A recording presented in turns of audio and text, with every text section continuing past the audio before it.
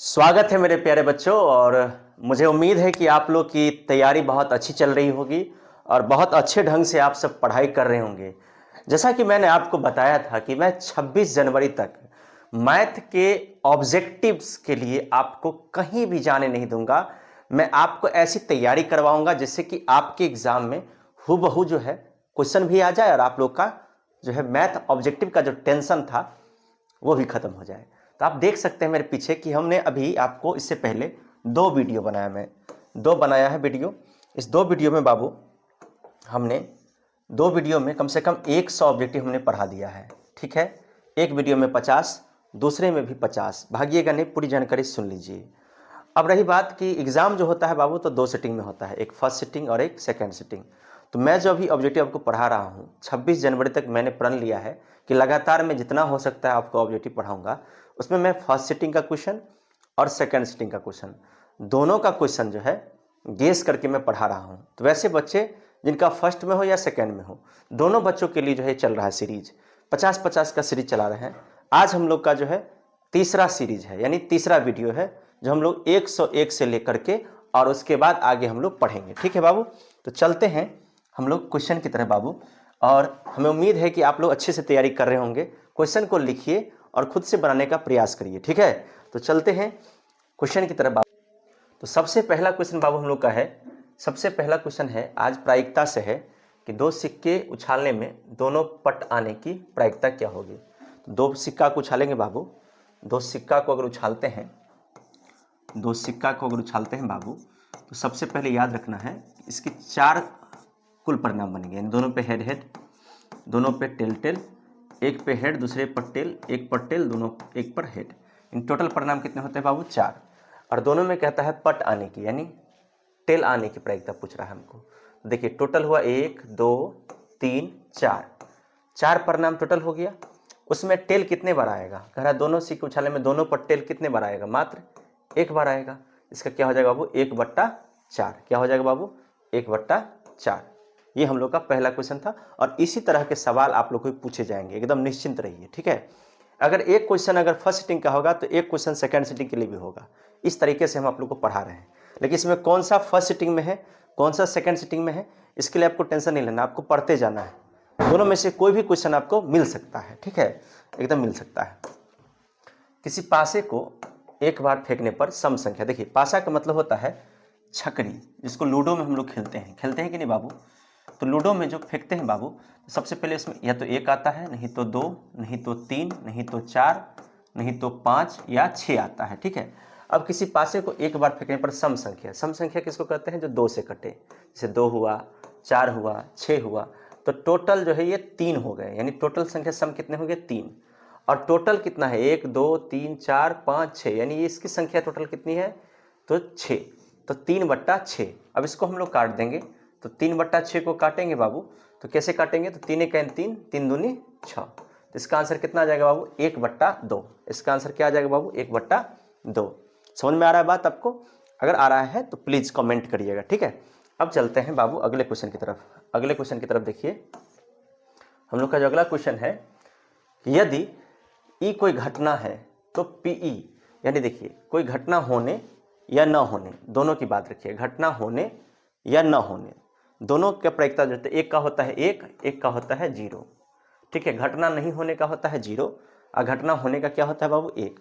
इस दोनों को जोड़ेंगे तो क्या आएगा बाबू? 1 आएगा। यानी पीई जोड़ पीई का मान क्या होता है बाबू? तो हमेशा रखिएगा यार 1 होता है। कितना होता है बाबू रे? 1 होता है। ठीक है, 1 होता है। समझ में आया? अब चलते हैं अगले क्वेश्चन की तरफ। अगला क्वेश्चन हम लोग का है अगला क्वेश्चन हम लोग का है कि निम्न में से किस घटना की प्रायिकता संभव नहीं है?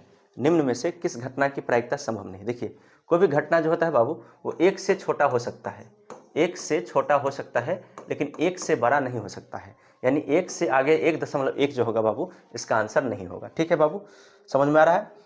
अब आप लोग को देखिए 52 ताश है, 52 ताशों की एक गड्डी को अच्छी तरह फेंट दिया जाता है, उसमें से एक पत्ता निकाला जाएगा। काले रंग का बादशाह, तो देखिए काले रंग में एक होता है हुकुम, काले रंग में हुकुम होता है काला पान में। ठीक है, काला पान में, ठीक ना? और उसी तरह जो है चीड़ी में भी, इसी तरह चीनी में भी होता है एक बादशाह, सॉरी हुक्म फेंट कर उसमें से मिलाया जाए बादशाह, हुक्म नहीं बादशाह होता है। क्या होता है बाबू रे? बादशाह, यानी राजा जिसको बोलते हैं हम लोग। दोनों में होता है बाबू, दोनों में होता है क्या? एक एक बादशाह। दोनों में क्या होता है बाबू रे? एक एक बादशाह होता है काला रंग का। काला रंग का बादशाह काला पान में भी होता है और चीनी में भी होता है, ये दोनों काला रंग होता है। तो टोटल 2 हो सकते हैं बादशाह। और एक ताश में बाबू रे 52 को पत्ता होता है। कितना? 52 को। इसको काटेंगे तो कितना आ जाएगा? 1/26। तो इसका आंसर क्या होगा बाबू? 1/26। अच्छा लग रहा है बाबू पढ़ने में? समझ में आ रहा होगा आप लोगों को? और अच्छे से तैयारी करिए और मुझे उम्मीद है कि आप बेहतरीन करिएगा आप लोग, ठीक है? ऐसे ही आप लोग को बस पढ़ना है। और हम लोग फर्स्ट सिटिंग सेकंड सिटिंग दोनों के लिए क्वेश्चन बना रहे हैं, ठीक है? और खास करके जो कमजोर छात्र हैं उन थोड़ा ज़्यादा ध्यान दें, ठीक है बाबू? अब इसमें कहता है बहुलक। बहुलक मतलब होता है जो कई बार आए, जो सबसे कई बार आए उसको क्या कहते हैं? जो सबसे ज़्यादा अधिक बार जो आए, सबसे अधिक बार जो आए उसको क्या कहते हैं? कई बार आए और सबसे अधिक रहे उसको क्या कहते हैं? बहुलक। तो इसमें देखिए 5 एक बार आया, 5 2 बार आया, 5 3 बार आया, 5 4 बार आया। तो सबसे ज़्यादा बार कौन आया? 5। तो इसका क्या हो जाएगा बाबू? 5 हो जाएगा, ठीक है बाबू? समझ में आया बात? अब चलते हैं हम लोग अगले क्वेश्चन की तरफ। अगला क्वेश्चन हम लोग का देखिए क्या है। तो हम लोग का देखिए अगला क्वेश्चन है बाबू कि प्रथम 10 अभाज्य संख्याओं का माध्यक क्या होगा, ठीक है? प्रथम 10 अभाज्य संख्याओं का माध्यक क्या होगा? इसके लिए सबसे पहले 10 अभाज्य संख्या लिखना होगा। तो सबसे पहले अभाज्य संख्या क्या होता है? 2। 2 के बाद क्या होता है बाबू? 3। 3 के बाद क्या होता है? 5। 5 के बाद क्या होता है? 7। 7 के बाद क्या होता है? 11। 11 के बाद क्या होता है बाबू? 13। 13 के बाद क्या होता है बाबू? 17। 17 के बाद क्या होता है बाबू? 19। 19 के बाद बाबू क्या होता है? 20 भी कट जाता है, 21 भी कट जाता है, 22 भी कट जाता है, 23। 23 के बाद बाबू क्या होता है? 29। क्योंकि 24 भी कट जाएगा, 25 भी कट जाएगा। हमको 10 लिखना था। 1 2 3 4 5 6 7 8 9 10। अब इधर से भी एक गोला लगाना है, इधर से भी एक गोला लगाना है, इधर से भी एक गोला लगाना है, इधर से भी एक गोला लगाना है, इधर से भी गोला लगाना है, इधर से भी एक गोला लगाना है, इधर से भी एक गोला लगाना है, इधर से भी एक गोला लगाना है, ठीक है बाबू? अब देखिए इसके बीच में कितना रह गया? 2। इसके बीच में बाबू कितना रह गया? 2।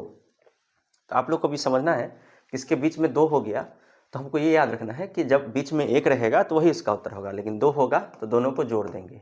11 + 13 बट्टा में लगा देंगे 2। तो कितना हो जाएगा बाबू? 3 24, 24/2। इसको काटेंगे तो कितना आएगा बाबू रे? 12।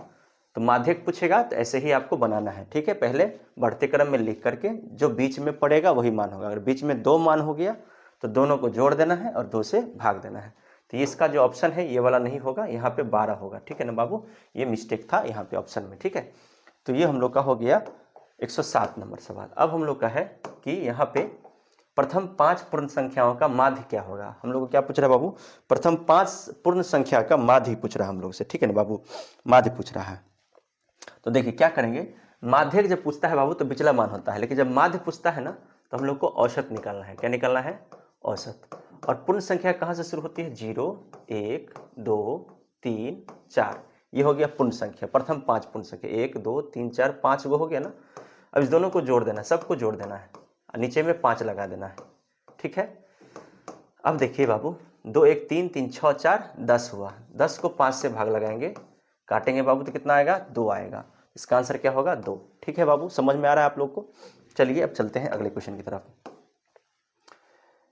5 3। अब देखिए इसको, इसमें माध्यिका पूछ रहा है, वो माध्य था इसमें माध्यिका। तो सबसे पहले इसको एक बढ़ते क्रम में सजाएंगे। 1 2 3 4 5 6 7। अब इसको इधर भी एक गोला लगाना है, इधर भी एक गोला लगाना है, इधर भी एक गोला, इधर भी एक गोला, इधर भी एक गोला, इधर भी एक गोला। बीच में कौन बच गया बाबू रे? बीच में बच गया 4। तो इसका उत्तर क्या होगा बाबू रे? 4 हो जाएगा, ठीक है? अब चलते हैं अगले सवाल में।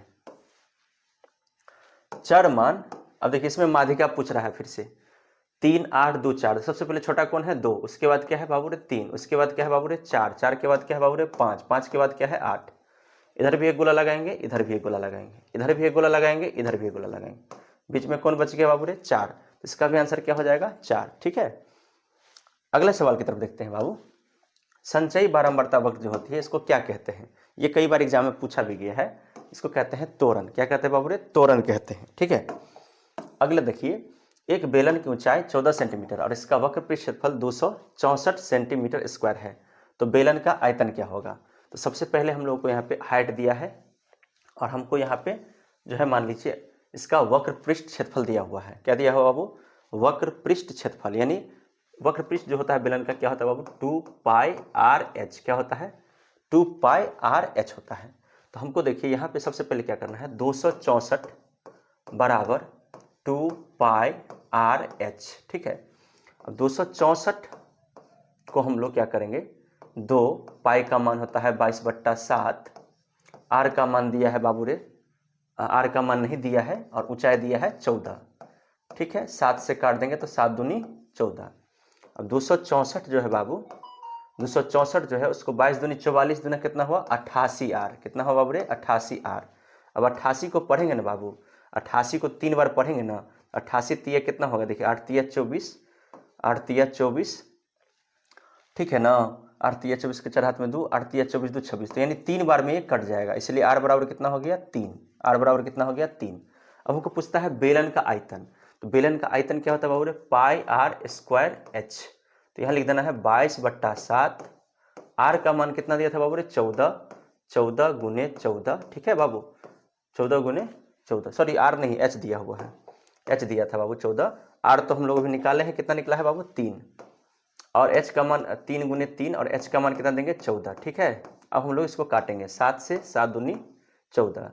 अब देखिए गुना करना है, 3 तिया 9, और 22 नमा कितना होता है बाबू रे, 22 को 9 से गुना करना है, ठीक है। 9 दूनी 18 के 8 हाथ में 1, 9 दूनी 18 1 19, तो 22 नमा कितना होगा बाबू रे, गुना करिए, देखिए 7 दूनी 14 हो गया, 3 तिया 9, ऐसे 3 तिया 9 दूनी 18, यानी 9 दूनी 18। अब 22 को गुना करना है बाबू कितना से, 18 से। 22 को कितना से गुना करना है बाबू रे, 18 से गुना करना है। तो 22 को 18 से गुना कर लीजिए, और इसका आंसर आप लोग बताइए क्या होगा। इसका आंसर हो जाएगा 396, क्योंकि 22 को 18 से जो गुना करेंगे तो कितना आएगा, 396 आएगा, ठीक है। आप गुना करके देख लीजिएगा, ओके। तो हम लोग का ये 112 नंबर सवाल भी कंप्लीट हो गया। अब हम लोग चलते हैं 113 नंबर सवाल की तरफ। दो बेलन का अनुपात इतना है तथा उनकी ऊंचाइयों का अनुपात इतना है, तो उनके आयतनों का अनुपात क्या होगा। देखिए 2 अनुपात यहाँ दिया है, इधर भी दिया है और इधर भी पूछ रहा है बाबू, बोलिए जी सर, पूछ रहा है कि नहीं पूछ रहा है। तो हमको क्या करना है, यहाँ पे ये जो है 1 का स्क्वायर लगा देना है और गुना में ऊंचाई के अनुपात को ऐसे ही लिखना है, ठीक है। उसके बाद यहाँ पे देखिए 1 और 5 को पहले लिख देना है, फिर 2 है, 2 के ऊपर भी स्क्वायर लगाना है, और 3 है तो बाबू ऐसे ही लिख देना है, ठीक है।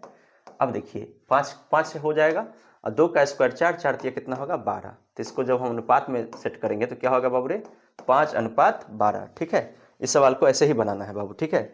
इस सवाल को ऐसे ही बनाना है, अगर त्रिज्या का अनुपात दिया रहेगा और ऊंचाई का अनुपात दिया रहेगा और आयतन का अनुपात पूछेगा आपसे, तो त्रिज्या वाले अनुपात को स्क्वायर कर देना है।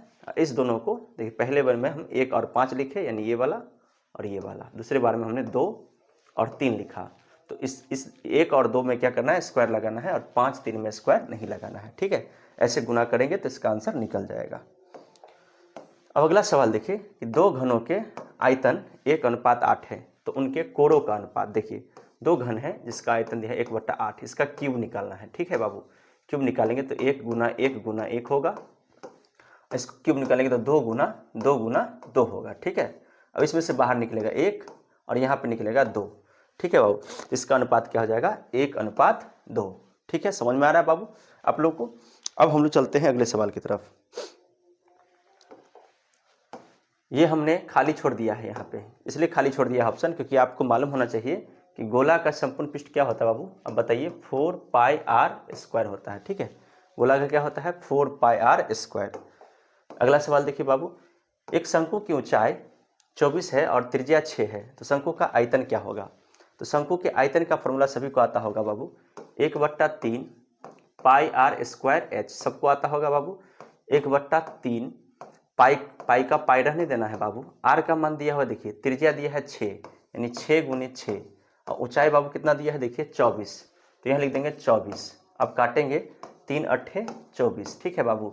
अब यहाँ पे क्या करेंगे, 6 गुने 6 गुने 8, और यहाँ रह गया पाई, तो अब सबको गुना होगा, क्या होगा बाबू रे, गुना 6 × 36, और 36 को 8 से गुना करेंगे बाबू, किसको करेंगे, 36 को 8 से गुना करेंगे और पाई से गुना करेंगे। तो आप लोग बताइए कि कितना होगा गुना करने पर, आप लोग बताइए बाबू कितना होगा। 36 को 8 से गुना करेंगे, 8 छक्के 48 के 8 हाथ में 4, 8 त्रिक 24 4 28, 288 पाई हो जाएगा इसका आंसर, ठीक है बाबू।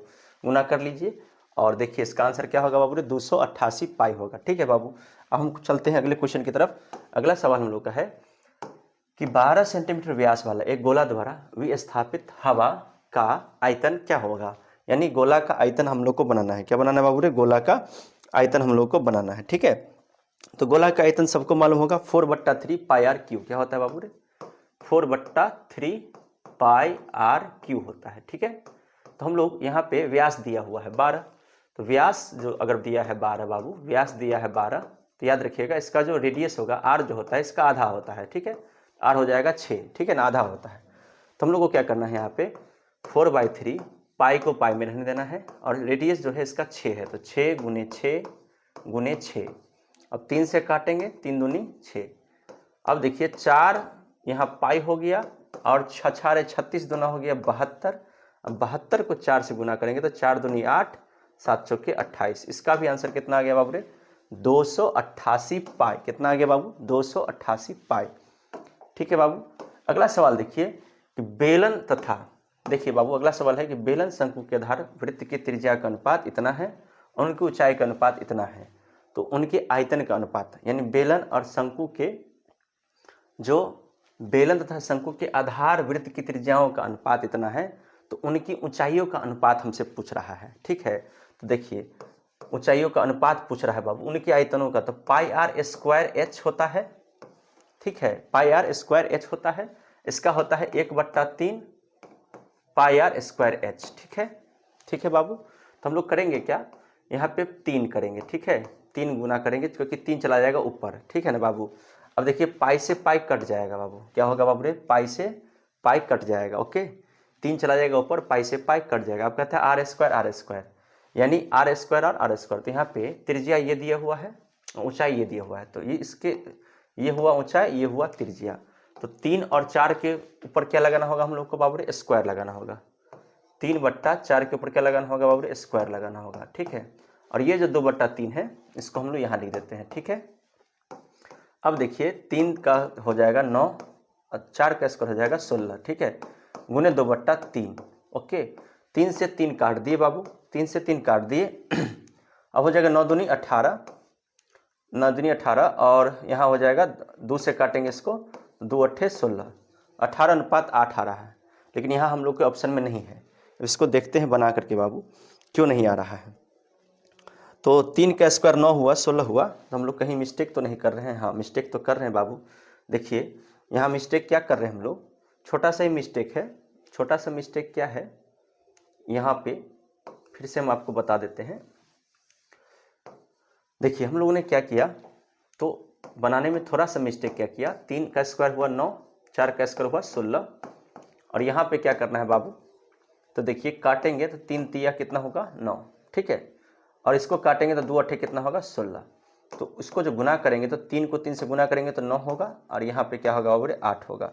इसका आंसर क्या हो जाएगा बाबू रे, 9:8। क्या होगा बाबू, 9:8 होगा। ठीक है, यहाँ देखिए यदि किसी वृत्त की त्रिज्या k गुनी कर दी जाए तो पुराने और नए वृत्तों के क्षेत्रफल का अनुपात क्या होगा। देखिए जब भी आप इसको 1 गुना करिएगा क्षेत्रफल का अनुपात उसका 2 गुना हो जाता है, अगर 2 गुना इसको करिएगा तो इसका अनुपात 4 गुना हो जाता है। ठीक है, के अगर 1 गुना होगा तो के क्या हो जाएगा 2 गुना, अगर 2 गुना करिएगा तो क्या हो जाएगा 4 गुना। इस बात को आपको याद रखना है। ओके, तो यहाँ पे क्या कह रहा है हम लोग को कि मान लीजिए किसी वृत्त की त्रिज्या के गुनी कर दी जाए तो उसका अनुपात क्या होगा, ये हम लोग का सवाल है। तो इसका हो जाएगा बाबू के स्क्वायर। क्या हो जाएगा बाबू रे, के स्क्वायर। ठीक है, याद रखिएगा जब भी आप त्रिज्या को बढ़ाते हैं तो यहाँ पे क्षेत्रफल जो होता है वो उसमें उसके त्रिज्या में क्या होता है, तो 1 स्क्वायर, यानी इसको 1 गुना करिएगा तो हो जाएगा के स्क्वायर। इसको अगर मतलब ये करते हैं तो के स्क्वायर का स्क्वायर, समझ में आया ना, ऐसे हो जाएगा। तो इस तरीके से इसका आंसर ये हो गया। ठीक है, ये सवाल पूछता है, कई बार पूछा भी गया है बाबू। अब देखिए 120 नंबर सवाल में क्या है, देखिए बहुत अच्छा सवाल है कि त्रिज्या का अनुपात दिया है और क्षेत्रफल का अनुपात पूछ रहा है।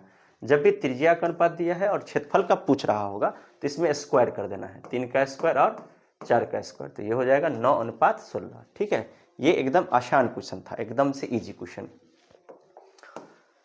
यदि किसी वृत्त की परिधि 2 पाई से बढ़कर 4 पाई, देखिए अभी हमने बताया था ये हो गया 2 गुना, कितना हो गया 2 गुना हो गया। अगर परिधि 2 गुना हो गया तो त्रिज्या भी क्या हो जाएगा बाबू रे, त्रिज्या भी क्या हो जाएगा 2 गुना, त्रिज्या क्या हो जाएगा 2 गुना, होगा कि नहीं होगा। हाँ, अगर त्रिज्या 2 गुना होगा तो क्षेत्रफल क्या हो जाएगा बाबू, इसका 2 गुना, तो ये क्षेत्रफल क्या हो जाएगा 4 गुना। समझ में आया बात। अगर परिधि हो जाएगा 2 गुना तो याद रखना है त्रिज्या भी हो जाएगा 2 गुना, अगर त्रिज्या हो जाएगा 2 गुना तो क्षेत्रफल कितना हो जाएगा 4 गुना, 2 का भी 2 गुना।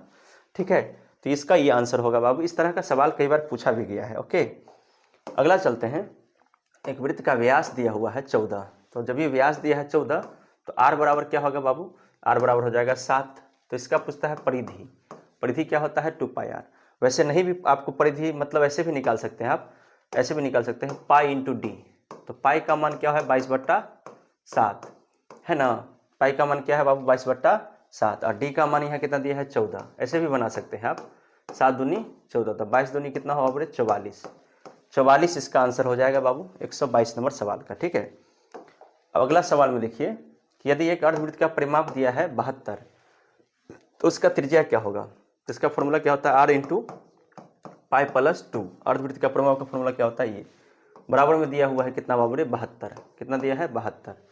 तो हमको क्या करना है, r पाई का मान क्या होता है बाबू रे 22/7 प्लस 2 बराबर कितना देना है बाबू रे 72, कितना देना है 72। अब क्या करेंगे, इसका एलसीएम करेंगे बाबू, 7 एक का लघुत्तम 7 तो 22 का 22, 1 7 7 तो 7 दूनी बाबू रे 14। ठीक है, अब देखिए बराबर में कितना है बाबू रे 72, कितना है 72। अब ये क्या होगा कि 14 और 22 जो था इसको जोड़ेंगे तो हो जाएगा 4 2 6 2 1 3, 36/7 कितना हो जाएगा बाबू रे 36/7 बराबर कितना हो जाएगा 72। अब क्या होगा बाबू, तो इसको काटते हैं, 36 का 36, 36 दूना 72, 36 का 36, 36 दूना 72। तो आर बराबर क्या हो जाएगा, 7 को 2 से गुना करेंगे तो 14 हो जाएगा। इसका आंसर बाबू रे क्या हो जाएगा 14 सेंटीमीटर। ये हम लोग का 123 नंबर सवाल था। अब हम लोग अगले सवाल की तरफ चलेंगे। अब देखिए अगला सवाल हम लोग का है, मैंने फर्स्ट सिटिंग सेकंड सिटिंग दोनों को ध्यान में रखते हुए बनाया है, इसलिए आपको बारीकी से पढ़ना। 6 सेंटीमीटर त्रिज्या वाला अर्धवृत्त की कुल परिमिति, यानी अर्धवृत्त का परिमिति क्या होता है बाबू, पाई इंटू आर प्लस 2। ठीक है, तो पाई के जगह पाई, आर के जगह देंगे 6 प्लस 2। ठीक है, तो यहाँ पे इस पर पूछ रहा है कि 6 प्लस 2 करेंगे तो कितना हो जाएगा 8। इसका आंसर होना चाहिए 8 पाई हमारे हिसाब से, क्योंकि formula sorry mistake R into pi plus 2 होता है ना बाबू, आर इंटू पाई प्लस 2, तो 6 इंटू पाई प्लस 2 हो जाएगा इसका। ठीक है, 6 इंटू पाई प्लस 2 ये वाला इसका आंसर हो जाएगा। ओके, ये हो गया 124। किसी वृत्ताकार क्षेत्र की परिधि 4 पाई मीटर है तो उसकी त्रिज्या क्या होगी। देखिए क्षेत्र की वृत्त की परिधि दिया है 4 पाई, तो इसका फॉर्मूला होता है वृत्त की परिधि का 2πr बराबर दिया है 4 पाई।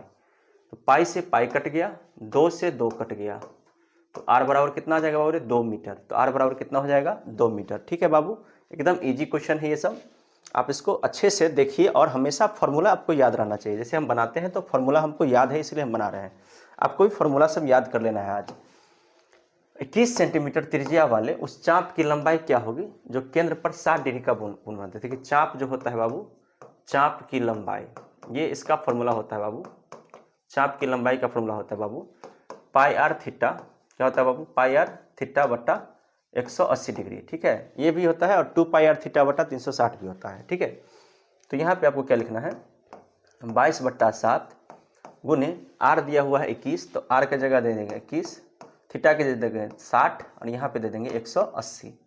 ठीक है, अब काटेंगे तो 60 का 60, 60 तिया 180, 3 से काटेंगे तो 3 सत्ते 21, 7 से काटेंगे 7 को तो बच गया 22।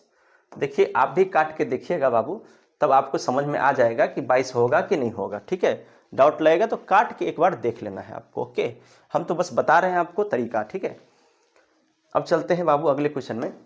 यदि किसी वृत्त की त्रिज्या 7 सेंटीमीटर है तो उस अर्धवृत्त की परिमिति क्या होगी। यदि किसी वृत्त की त्रिज्या 7 है तो अर्धवृत्त की परिमिति क्या होगी। तो देखिए त्रिज्या तो सेम ही रहेगा, चाहे अर्धवृत्त रहे चाहे पूरा वृत्त रहे। अब अभी हमने आपको बताया था कि इसका क्या फॉर्मूला होता है आर इंटू पाई प्लस 2।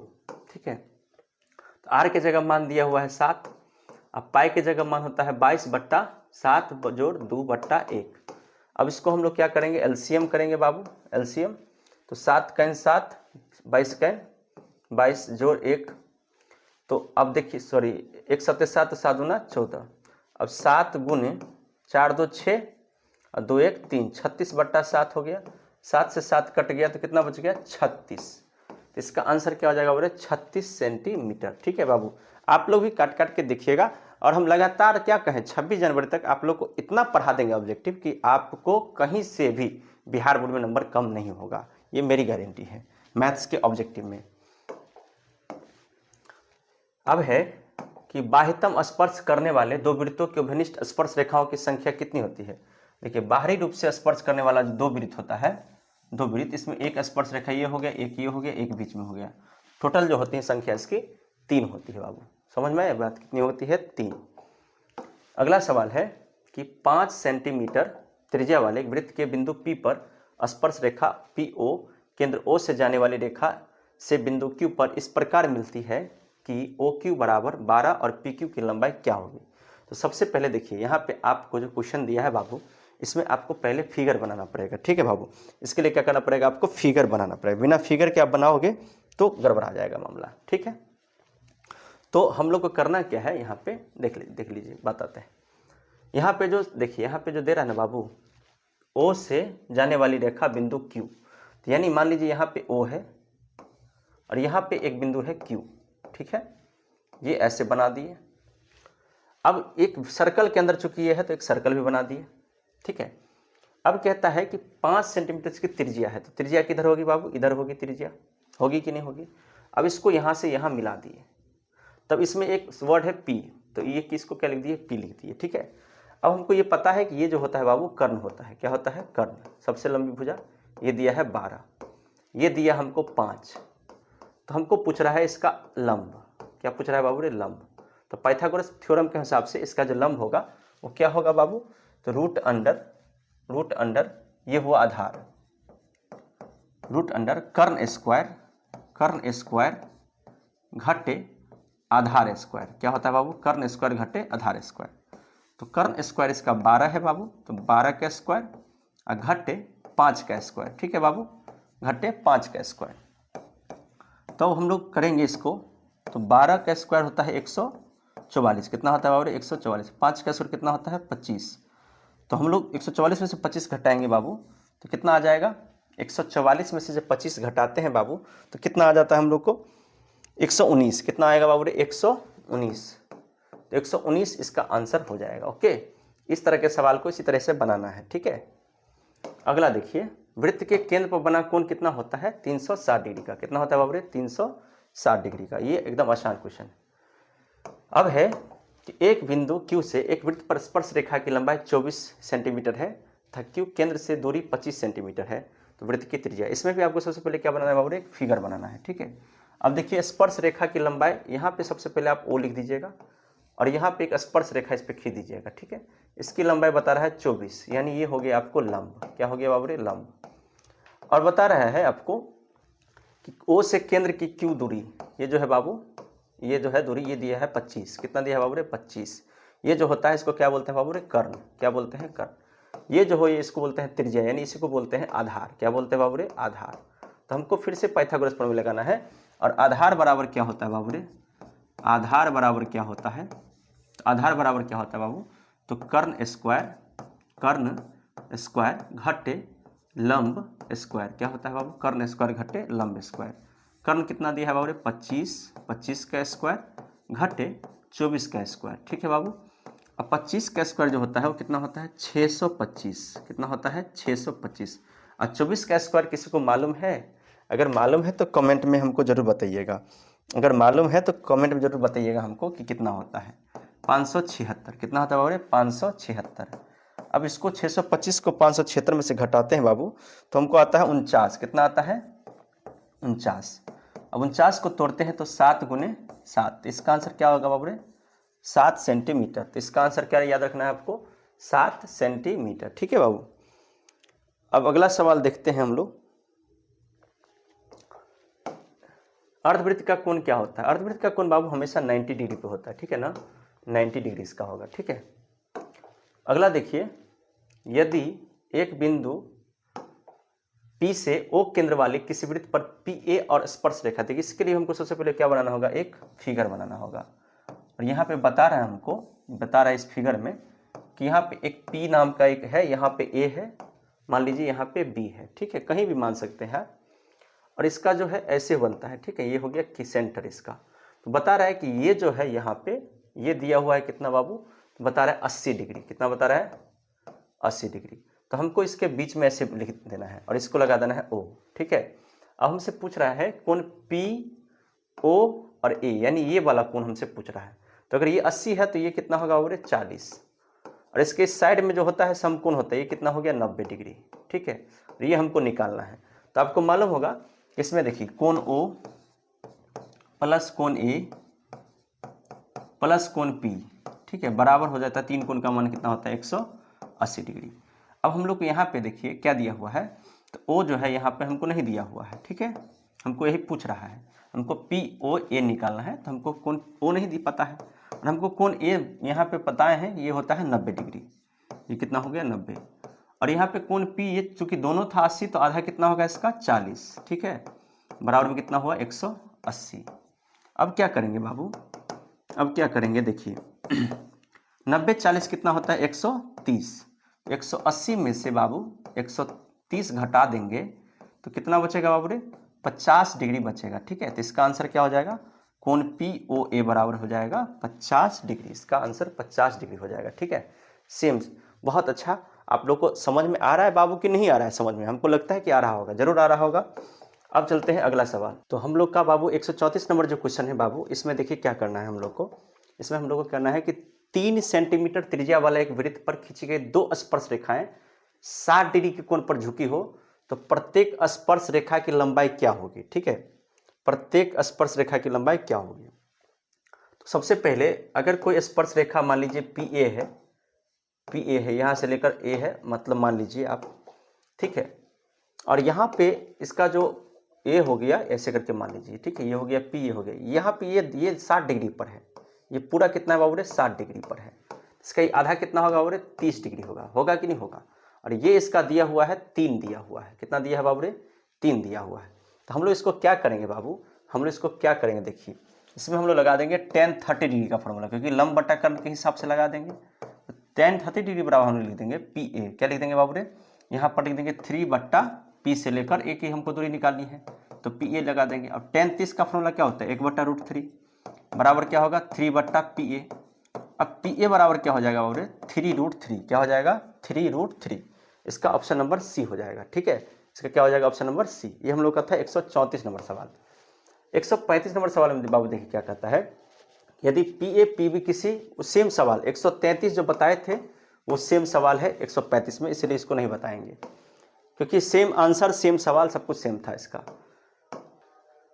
तो हम लोग का 136 नंबर जवाब सवाल है। इसमें देखिए इस तरह का सवाल आपको देगा, इसमें चित्र हम नहीं दे पाए हैं, आपको बिना चित्र का भी हम आपको इस सवाल को सिखा देंगे। ये प्रतिच्छेदन नियम से पूछता है सवाल सब, कि ऐसे आपको मान दिया रहेगा, कोई भी मान आपको दिया रहेगा ऐसे, और पूछेगा कि AB, तो AB का मान क्या होगा, ऐसा करके सवाल होगा। तो ठीक है, याद रखना आपको PA क्या होता है, PA PB PC और PD ऐसे दिया रहेगा। अगर PA है तो PA होगा, PB होगा, PC होगा और PD होगा, ठीक है।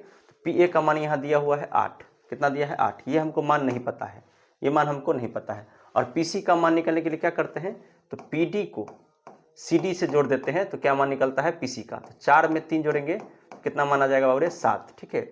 और PD का जो मान होगा बाबू, PD का मान हमको निकालना पड़ेगा, ठीक है, PD का मान हमको निकालना पड़ेगा, ठीक है। तो PD का मान हमको निकालना क्या पड़ेगा, दिया ही हुआ है बाबू 4, ठीक है।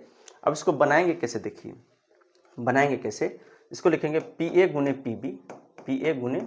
PB बराबर PC गुने PD, ठीक है। अब इस मान को बाबू क्या करना है, बैठा देना है। PA के जगह पर 8, PB के जगह पर PB और PC के जगह पर 7 और PD के जगह पर 4, तो 7 चौके कितना हो गया बाबू 28, तो 7 चौके हो गया 28, 28 बट्टा कितना हो गया 8, काट देंगे तो कितना आएगा बाबू 3.5, कितना आएगा 3.5 आ गया, कितना आ गया बाबू 3.5 आ गया। अब 3.5 आ गया, हमको पूछ किसका रहा है, तो हमको पूछ रहा है AB का, क्या पूछ रहा है AB का, किसका बाबू पूछ रहा है हमको, AB का पूछ रहा है। तो AB का पूछ रहा है तो याद रखिए AB का क्या होगा formula, PA minus PB, P A minus P B. तो हमको पी ए कितना दिया हुआ है, देखिए 8, 8 में से पी बी कितना निकला हम लोग को 3.5, 3.5, तो 8 में से 3.5 गया तो कितना हो जाएगा बाबू रे 4.5, इसका आंसर हो जाएगा। ठीक है, 4.5। इस तरह का सवाल अगर आपके एग्जाम होगा तो इसका फोटो भी दिया होगा आपके एग्जाम में, हम फोटो नहीं दे पाए हैं, चलिए कोई बात नहीं है, हम इसके बाद अगला सवाल में चलते हैं। ठीक है, किसी वृत्त के बाह्य बिंदु P से वृत्त पर 2 स्पर्श रेखाएं खींची गई हैं। यदि एक स्पर्श रेखा की लंबाई 6 है तो दूसरी की भी क्या होगी 6, क्योंकि दोनों स्पर्श रेखा क्या होती है बाबू रे बराबर होती है। क्या होती है, बराबर। अब कहता है दिए गए चित्र में त्रिभुज एबीसी की भुजाएं अंतःवृत्त को, त्रिभुज एबीसी की भुजाएं अंतःवृत्त को, अच्छा नहीं ऐसे नहीं, ऐसे नहीं, देखिए सबसे पहले क्या कर रहा है कि त्रिभुज है एक, ठीक है, त्रिभुज है, इसके अंतःवृत्त है, अंदर में वृत्त है, अंदर में क्या है तो बाबू वृत्त है, और कह रहा है कि पी क्यू आर पर स्पर्श करती है, यानी पी क्यू, और यहाँ पे क्या है बाबू रे आर दिया हुआ है। अब कहता है ए से लेकर, अच्छा स्पर्श करती है। अब ये त्रिभुज है ए बी और सी दिया हुआ है। ठीक है, अब इसमें कहता है ए पी बराबर दिया है 4, ठीक है, बी से लेकर पी तक जो दिया हुआ है वो दिया है ए बी सी, इधर बी लिख देते हैं, इधर सी लिख देते हैं। ठीक है, बी से लेकर पी तक कितना दिया है बाबू रे 6, और ए से लेकर सी तक जो है पूरा दिया हुआ है 12। अब बी से सी तक जो है ई वाला जो है इसको दिया है एक्स, ये आपके एग्जाम में दिया रहेगा। तो पूछता है एक्स का मान क्या होगा, यानी इसका मान क्या होगा। ठीक है, इसको बनाने के लिए क्या करेंगे बाबू, देखिए क्या करेंगे। तो यहाँ पर हमको एक्स का मान ज्ञात करना है, तो यहाँ पे हम लोग करेंगे क्या कि सबसे पहले x बराबर जो होगा, x बराबर होगा बी सी के, यानी x जो है b से लेकर c तक दिया है। इसको बनाने के लिए हमको क्या करना पड़ेगा, b से लेकर q तक, b से लेकर q तक, b से लेकर q तक, और c से लेकर q तक, और c से लेकर q तक, b से लेकर q तक और c से लेकर q तक, सॉरी b से लेकर r भी लिख सकते हैं आप, यहाँ पे q है ना, p q यहाँ लिखिए और r यहाँ लिखिए। ठीक है, और अच्छा रहेगा बनाने में। अब इसको आप याद रखिएगा, P ये है, Q ये हुआ, R ये हुआ, ठीक ना, समझ में आया, R ये हुआ। तो अब इसको थोड़ा सा चेंज करना पड़ेगा कि यहाँ पे AP बराबर दिया था 4, ठीक है, BP बराबर दिया था 6, ठीक है, AC A से लेकर C तक दिया था आपको 12, ये टोटल कितना दिया था बाबू रे 12। ओके, तब हमको करना क्या है कि x बराबर होगा BC, यानी x का जो मान होगा वो B और C के बराबर में होगा, और BC का जो मान होगा B से लेकर Q और Q से लेकर C तक के बराबर में होगा। ओके, तो अब देखिए हम लोग क्या करेंगे, अब देखिए क्या करेंगे। अब इसका जो स्पर्श रेखा है बाबू, ये क्या है बाबू रे स्पर्श रेखा है, ये क्या है स्पर्श रेखा। तो इसमें यहाँ से यहाँ तक 4 दिया है, यहाँ से यहाँ तक 6 दिया है, दिया है ना बाबू, बोले जी सर दिया हुआ है। तो हम लोग करेंगे क्या, तो सबसे पहले निकालेंगे AC, A से लेकर C तक निकालेंगे, A से लेकर C तक निकालेंगे, दिया हुआ है 12।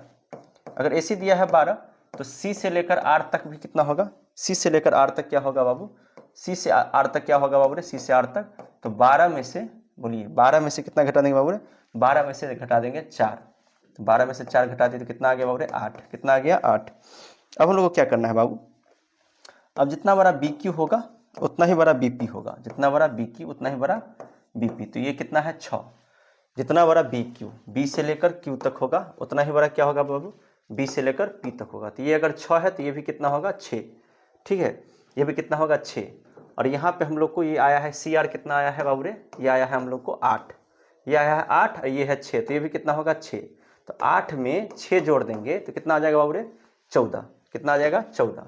138 नंबर सवाल का क्या होगा, ऐसे आप इसको ऐसे समझ लीजिए कि ऐसे समझ लीजिए बाबू, एक सर्कल है ना बाबू, एक सर्कल है ना, ऐसे त्रिभुज के अंदर में है, ठीक है, एक अंदर में है, तो यहाँ से यहाँ तक जो था बाबू ये टोटल दिया हुआ था 12, तो 12 टोटल था, तो इसका जो आधा है ये हो गया 6, तो अगर ये आधा हो गया 6 तो इसका भी आधा कितना हो गया 6, तो ये भी कितना होगा बाबू 6।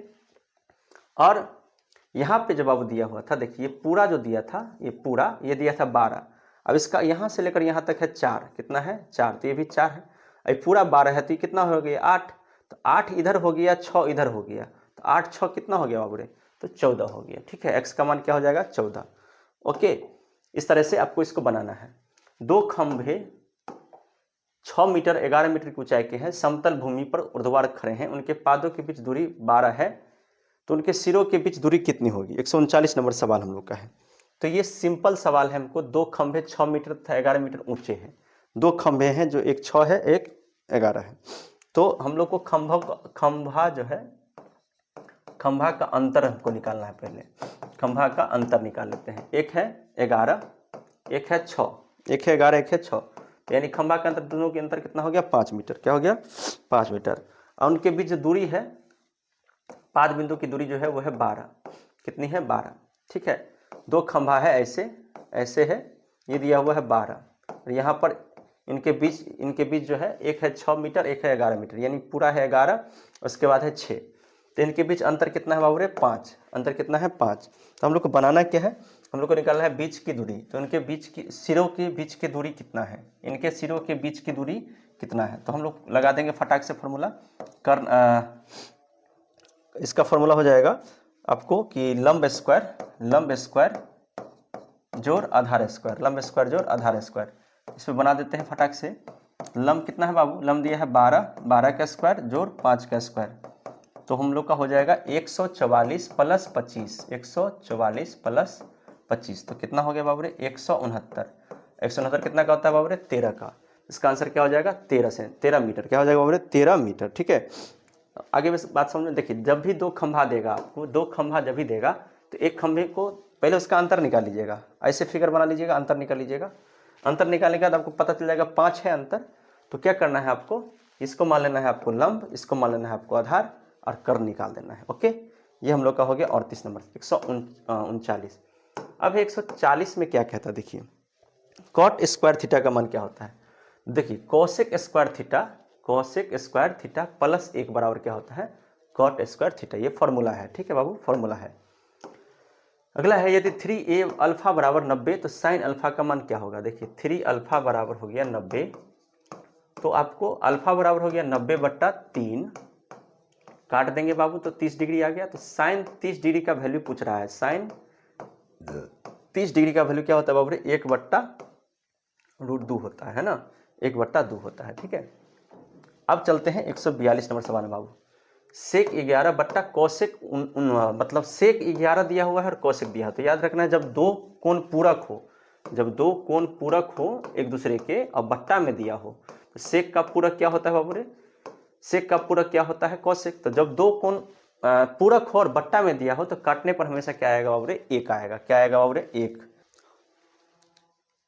अब हम लोग का बाबू 143 नंबर क्वेश्चन। ठीक है, 143 नंबर क्वेश्चन हम लोग का क्या कहता है? देखिए, कोसेक थीटा माइनस कॉट का वैल्यू क्या होगा? तो कोसेक का क्या होता है बाबू फॉर्मूला? 1/sin थीटा, और इसका फॉर्मूला क्या होता है?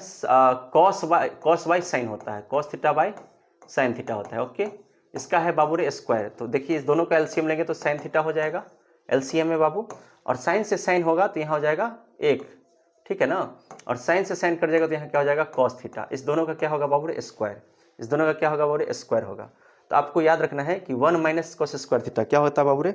1 माइनस कॉस, यहाँ पे हो जाएगा बाबू 1 माइनस कॉस, ये क्या हो जाएगा? 1 माइनस कॉस बट्टा यहाँ पे हो जाएगा साइन थीटा। क्या हो जाएगा बाबू रे? Sine theta.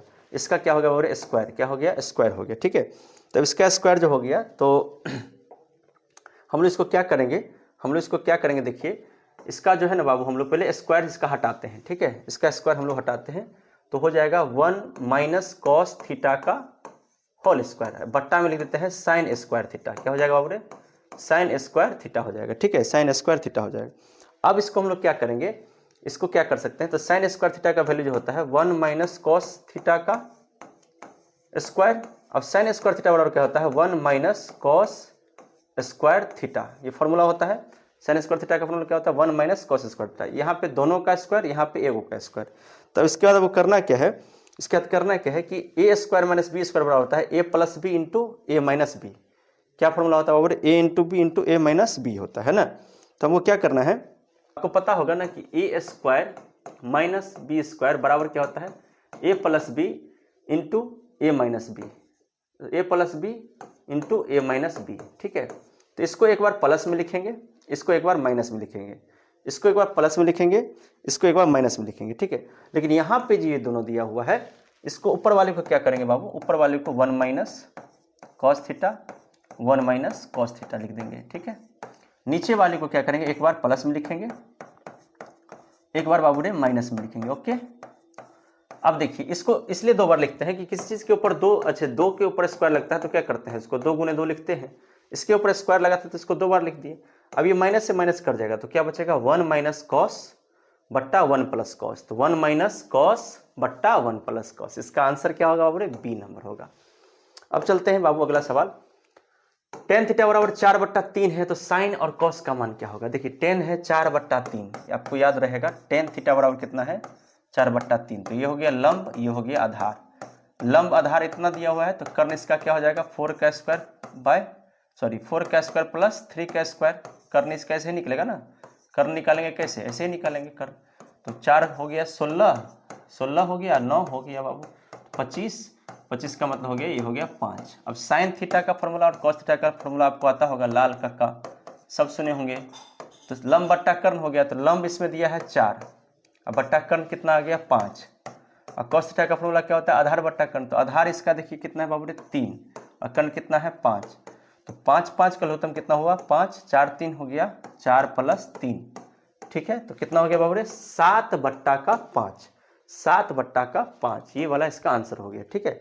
ये बहुत इजी सवाल है बाबू, कई बार पूछा गया।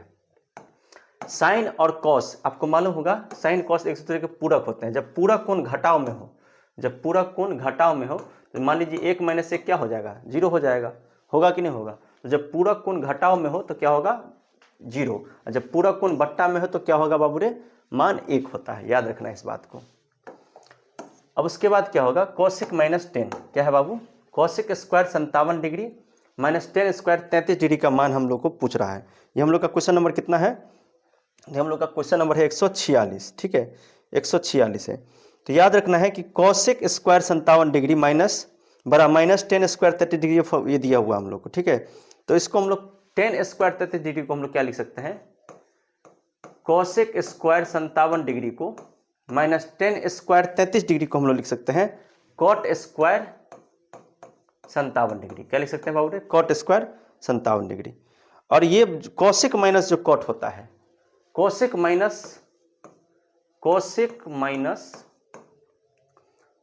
माइनस जो कॉट होता है बाबू वो होता है 1, क्या होता है 1। तो अगर मान लीजिए 10 33 है तो 10 का पूरक क्या होगा कॉट।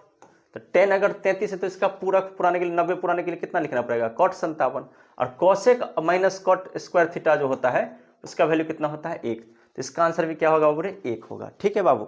अब चलते हैं अगले क्वेश्चन में। अगले क्वेश्चन में सेक स्क्वायर 10 डिग्री और कॉट स्क्वायर 80 डिग्री। देखिए इसको भी क्या करेंगे, इसको लिख देंगे अब 10 स्क्वायर, क्या लिख देंगे बाबू, 10 स्क्वायर लिख देंगे इसको हम 10 डिग्री, ठीक है। क्योंकि 80 में 10 जोड़ेंगे तो 90 होगा। तो कॉट का पूरा क्या होता है 10, और यहाँ दिया है सेक स्क्वायर 10 डिग्री। अब आपको मालूम होगा कि सेक थीटा माइनस 10 थीटा बराबर क्या होता है, हमेशा 1 होता है। तो इसका भी आंसर क्या हो जाएगा 1। देखिए घुमा घुमा के सवाल आपको ऐसे पूछेगा इस बार एग्जाम में, आप लोग प्लीज बढ़िया से तैयारी करिए। अगला देखिए बाबू, यदि टेन थीटा बराबर √3 हो तो सेक थीटा का मान क्या होगा। यदि टेन थीटा बराबर √3 हो तो सेक थीटा का मान क्या होगा। यानी टेन थीटा का मान दिया हुआ है √3, कितना दिया बाबू, √3 दिया हुआ है। इसका मतलब होगा कि टेन थीटा बराबर, यहाँ पे 10 कितना डिग्री हो जाएगा, 60 डिग्री हो जाएगा शायद, हाँ, क्योंकि थीटा का मान टेन थीटा बराबर √3 दिया हुआ है। तो हमको लगता है कि 10 60 का ही ना मान होता है √3, कि 1/√3 होता है, √3 होता है शायद, है ना। अब देखिए √3 होता है। अब उसके बाद क्या करना है कि इसका मतलब हो गया कि इसको हम लोग क्या कर देंगे, यहाँ से इससे हम लोग निकाल लेंगे कि थीटा का मान कितना होगा, ठीक है। टेन थीटा बराबर √3 है तो टेन थीटा बराबर 10 दे देंगे 60 डिग्री, 10 से 10 कट जाएगा, थीटा बराबर हो गया 60 डिग्री। तो हमको पूछ रहा है सेक थीटा, यानी सेक 60 का मान पूछ रहा है। तो आपको याद होना चाहिए 2 होता है, सेक 60 का मान कितना होता है 2 होता है, ठीक है। कैसे, तो आपको इसके लिए पूरा जो है याद करना पड़ेगा मान वाला चार्ट। यदि कोसेक थीटा बराबर 17/18, देखिए लाल कक्का सबको याद होगा, लाल कक्का, ठीक है ना।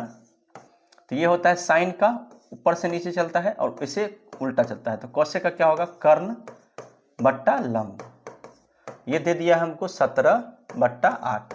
तुमको आधार निकाल लेना है, आधार निकाल लेना है बाबू। आधार निकालने के लिए क्या करते हैं, कर्ण में से किसको घटा देंगे बाबू रे, तो हम लोग कर्ण में से लंब को घटा देंगे।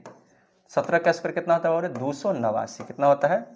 289 होता है ना। 17 का स्क्वायर कितना होता है बाबू? 289।